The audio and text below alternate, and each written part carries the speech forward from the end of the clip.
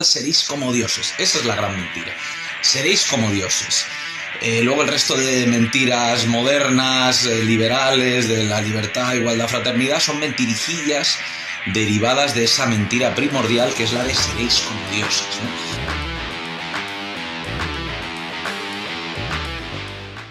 Hola amigos, bienvenidos a vuestro canal de la gran mentira. Hoy vamos a seguir hablando de temas espirituales desde una perspectiva alternativa, porque dado que el mundo moderno, el mundo nihilista que nos trajo esa modernidad antropocéntrica desde el Renacimiento hasta toda esa corriente filosófica de Bazofia, de Sartre, Nietzsche, Kant, Descartes, todo ese mundo de nihilismo posmoderno que nos aleja de lo divino, del principio del cual todo procede, pues esta modernidad ciega para las cosas espirituales. Cuando habla de espiritualidad, habla de cualquier otra cosa a la que se le pone el calificativo de espiritual, pero que es cualquier cosa menos espiritual. Puede ser en todo caso pseudo espiritual, que es todo esto moderno, New Age, y que al final es una pseudoespiritualidad que no oculta sino valores progresistas, valores modernos, valores nihilistas, valores materialistas, ¿no? Que son los que están en boga en este momento de disolución absoluta de esto que se ha llamado cultura occidental, pero que probablemente contagia a todo el mundo que le rodea, ¿no? Vamos a ver una de las grandes enseñanzas de Jesucristo, de las que ya hemos hablado en alguna ocasión, y que probablemente es una de las enseñanzas más radicales y más profundas de todo el Evangelio, que es cuando Jesucristo se ve con dos mujeres, con Marta y con María, que como todo el Evangelio, como todo suceso que se da en el mundo manifestado, pero en especial en la historia sagrada o en la escritura sagrada, hay ese valor simbólico, ese valor que no es lo literal, sino que siempre tiene un sentido profundo que penetrar y que desentrañar para aquellos que lo sepan ver, ¿no? Por eso Cristo siempre dice, el que tenga oídos que oiga, porque esto se puede interpretar a distintos niveles y que cada uno trabaje ese nivel de profundidad que tiene la escritura sagrada y que no todo el mundo sabrá ver, ¿no? Entonces vemos que Cristo está enseñando a dos mujeres, a Marta y a María, y que mientras María para y le escucha, María Magdalena, Marta está preparando comida para los apóstoles, está intentando organizar cosas contingentes, materiales de comida, de organización de cosas puramente transitorias, ¿no?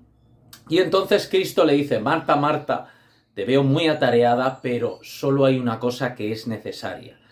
María se está llevando la mejor parte y eso que se lleva a ella no le será arrebatado. Vale, María es la contemplación y escucha la palabra de Dios. Y sin embargo, o la contempla, o permite que le penetre, ¿no? Hasta lo más profundo. Y sin embargo, Marta está más entretenida en las obras exteriores, ¿no? Esto tiene un poco de relación con el último evangelio que se leyó el domingo pasado en la misa católica, ¿no? Que es el de Mateo 5:17, creo recordar, que es cuando Cristo dice que no vengo a abolir sino a dar plenitud. La lectura que se hace en la homilía normalmente, o la que más rápidamente se puede derivar de este pasaje del Evangelio, es que él no viene a abolir la ley, los profetas, Moisés, Abraham, toda la ley de los judíos, sino que él viene a darle plenitud. Él viene a decir que no basta con cumplir la ley de manera exterior, sino que hay que permitir que esa ley nos transforme de manera interior y nos penetre el corazón hasta lo más profundo, ¿no? Por eso el cristianismo es una religión del corazón, es una religión más esotérica, más profunda, más interior, frente al judaísmo y el islam, que son más religiones de la ley en lo exotérico.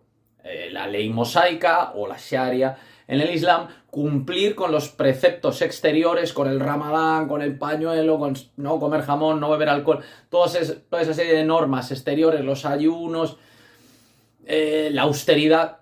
la limosna está bien, pero al final son cosas exteriores que si no te transforman interiormente no sirven para nada, porque todas las obras exteriores son cosas evanescentes que pertenecen al mundo de la materia, al mundo manifestado, y que como este propio mundo es ceniza, que tan pronto aparece como desaparece. Entonces, si eso no los toca en lo profundo, que eso interior es lo más elevado que hay en nosotros, que es lo espiritual y es lo único que va a permanecer, eso que se lleva María, que no le será arrebatado. ¿Qué es lo que nos será arrebatado? Pues nuestro grado de reconocimiento interior de nuestra identidad con el principio. Eso es lo que no nos será arrebatado. Nuestro personaje, nuestra identidad como cristiano, como musulmán, como español, como francés, como hombre, como mujer, como medieval, como moderno, todo eso es evanescente, pertenece al mundo, ¿no? Por eso Cristo dice, el mundo os odia porque no sois del mundo, porque yo al elegiros os he sacado del mundo, he crucificado a ese hombre viejo del que habla San Pablo para que renazca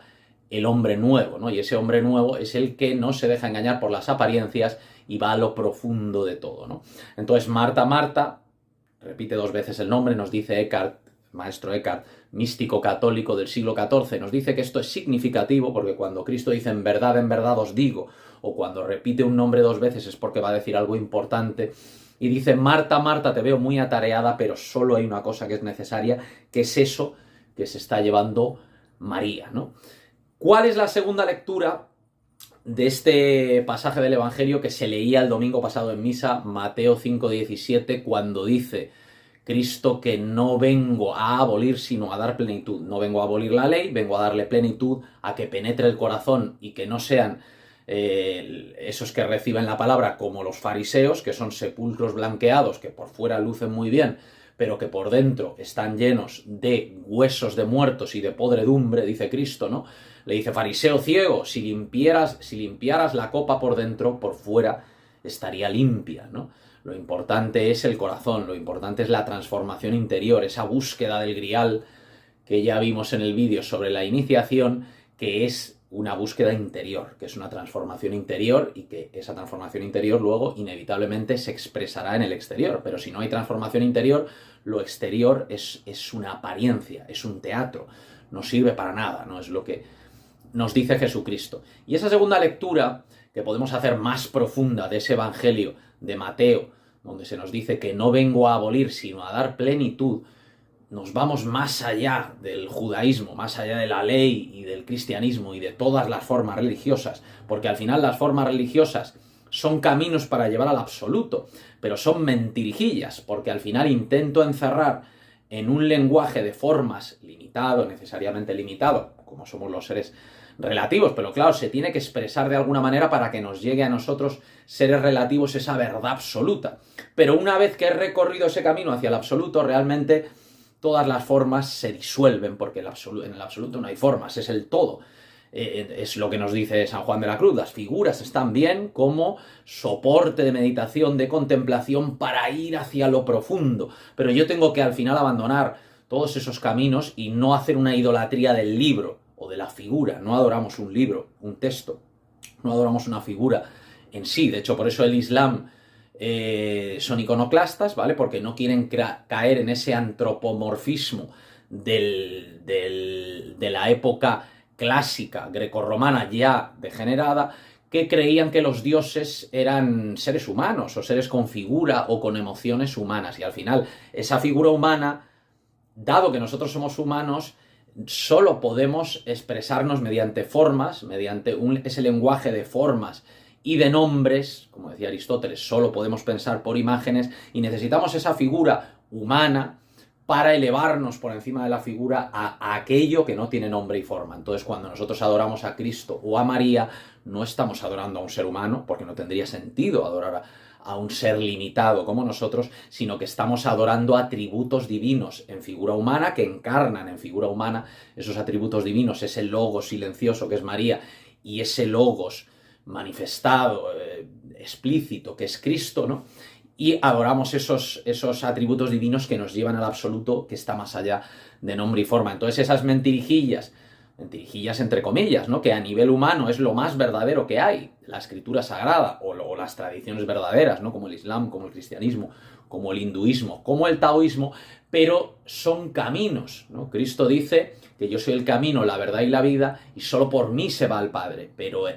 el Padre y yo somos uno, pero no dice yo soy el Padre, yo soy un camino que lleva hacia el absoluto, es decir, una vez que yo ya he recorrido ese camino, puedo olvidarlo, porque en el absoluto ya no hay camino, el camino se va deshaciendo según lo recorro, ¿no? Entonces cuando Cristo dice, no vengo a abolir, vengo a dar plenitud, no vengo a abolir la criatura, Dios no viene a abolir a la criatura, sino que viene a reintegrarla en su propio ser, como vimos en el vídeo anterior sobre si el yo es una ilusión, el vídeo donde contrastamos las enseñanzas de Ramana Maharshi con el camino místico, espiritual de Santa Teresa de Jesús, y vimos que ese reintegrarse el ser individual en el ser absoluto, solo desde el que no está totalmente realizado a nivel espiritual, se ve como una aniquilación, se ve como una disolución, porque realmente es una sublimación del ser individual, ese retornar al principio del que viene. Todos venimos de un único principio, vamos a retornar a él, y de alguna manera tenemos que comprender, el camino espiritual es comprender que el retornar al principio, esa única cosa que es necesaria, que es reconocer nuestra identidad suprema con el absoluto, es un camino de plenitud y de sublimación, como nos dice Cristo. No vengo a abolir la criatura, sino que vengo a darle plenitud, porque vengo a mostrarle ese camino que soy yo mismo, que es Cristo y que es la cruz, para reintegrarse en el Padre y ser uno con Él, ¿no? Juan 17:20, esa no dualidad clara que hay en el Evangelio para el que sabe ver, de hecho es precisamente uno de los pocos pasajes del Evangelio que cita Santa Teresa en las moradas, es Juan 17:20, cuando Cristo dice que nosotros seremos uno en ellos, el Padre y yo seremos uno en ellos, y ellos serán uno en nosotros, y serán absolutamente uno. Está hablando de los apóstoles y de aquellos que a través de los apóstoles sigan la vía de Cristo y se reintegren en el Padre. Y comentando este pasaje, Santa Teresa de Jesús dice que qué amor más grande puede haber que el de un Dios que permite que unos gusanos como nosotros nos hagamos uno con Él. Y esa no dualidad que veía Santa Teresa y que hoy parece olvidada en la Iglesia Católica, o por lo menos en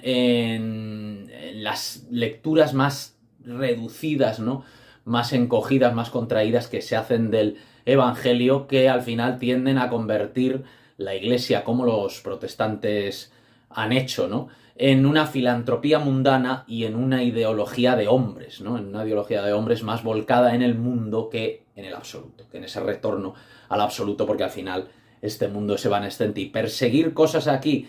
y utilizar la religión como un elemento más del orden social para intentar que la sociedad sea más